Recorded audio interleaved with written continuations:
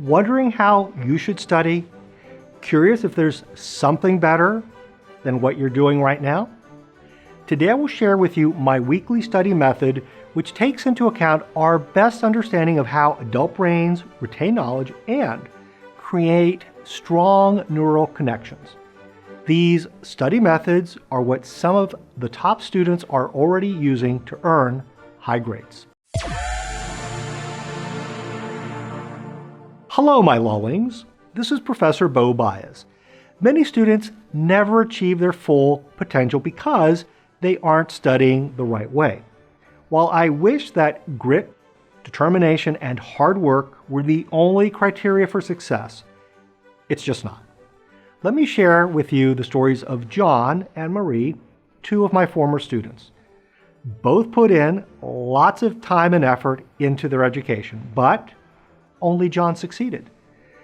John changed the way he studied, based on the advice I am about to share with you. To help you understand this method, I will use the analogy of building a house. Step 1, foundation. This is the day before you have your first class of the week.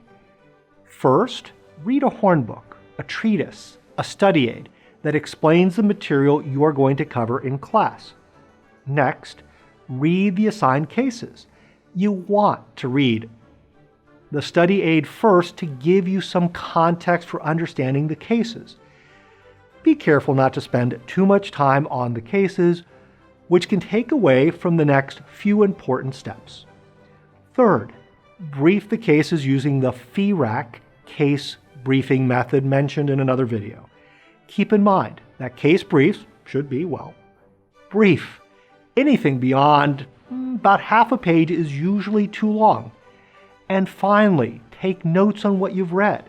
What you are doing on this day is building the foundation of knowledge for what will follow.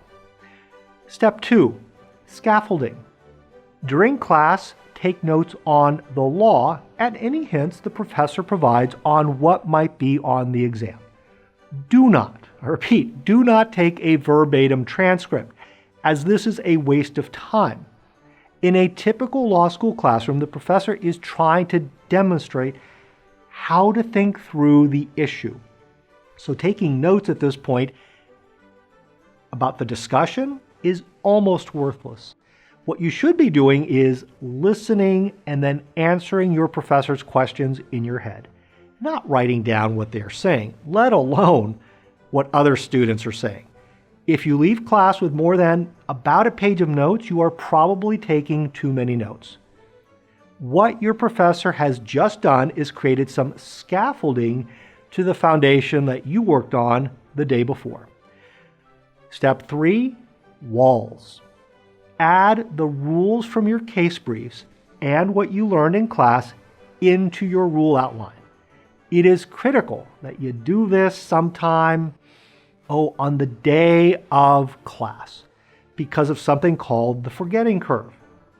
You have the highest recall of class material just before and during class, but within 48 hours, the vast majority of it is gone from your memory.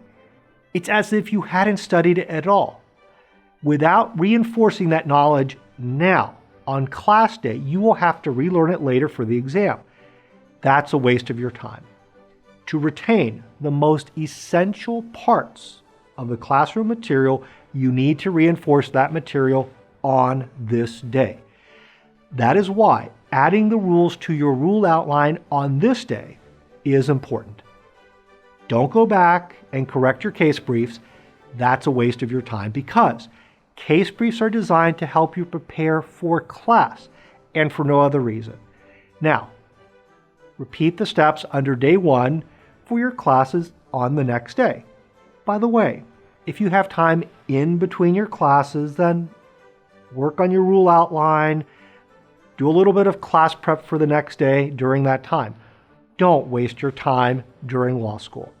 What you are doing here is adding the walls to the foundation and the scaffolding.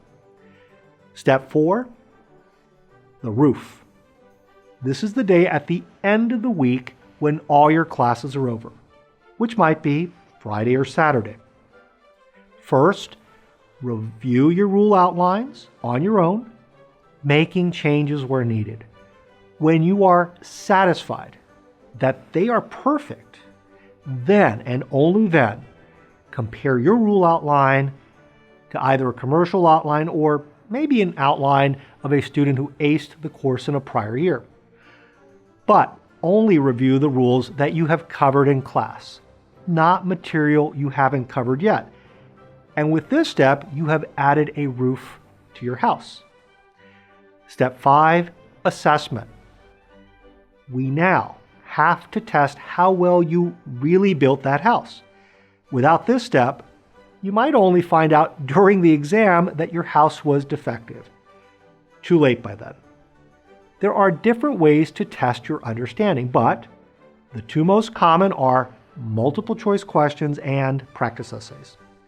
Find some multiple choice questions and answer a few, focusing on accuracy, not speed.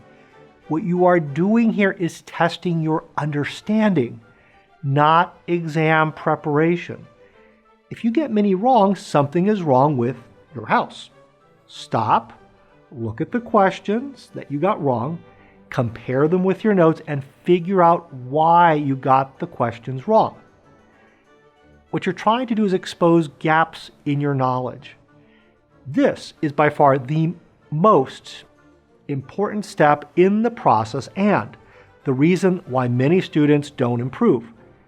Many, like Marie, who I mentioned earlier, go into the exam believing they understand the material. Why? Because Marie ultimately had a superficial understanding of the material. The problem is that she didn't know what she didn't know. The only way to discover the hidden flaws in your home is to test it by throwing everything you've got at it. If it can weather multiple choice questions and essay questions, it's a sturdy little house. New videos every other Wednesday, so hit the subscribe and bell button so you can become a better student and a better lawyer.